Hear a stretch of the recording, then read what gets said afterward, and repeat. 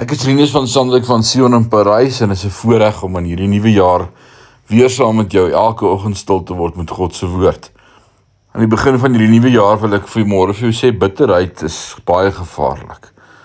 Hoor wat sê Openbaring 14 vers 14 tot 16. Hy het 'n goue kroon op sy kop gehad en 'n skerp sekel in sy hand. 'n Ander engel het uit die tempel tevoorskyn gekom en met 'n kragtige stem geroep na hom wat op die wolk sit. Steek die sekel in en oes, want die uur het aangebreek om te oes. Die oes van die aarde is ryp.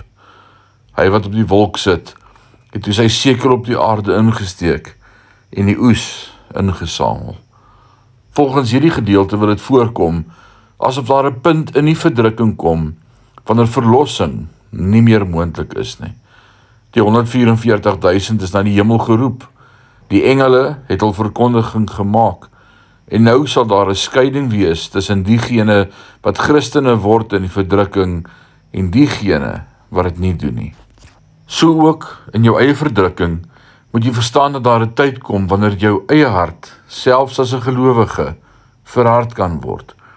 Die Bybel praat van 'n wortel van bitterheid wat in die grond van 'n mens se siel kan posvat.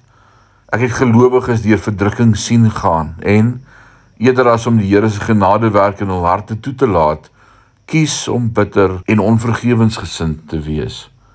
Moenie dat dit gebeur nie. Moenie onvergewensgesind wees nie.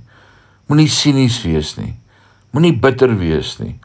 Moenie daardie speletjie speel nie, want as jy bitterheid en onvergewensgesindheid laat voortduur, sal daar 'n punt in jou eie verdrukking kom, wanneer dit 'n onomkeerbare deel van wie jy is, sal word.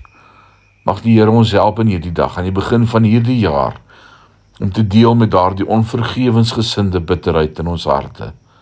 Die Here seën ons in hierdie dag. Amen.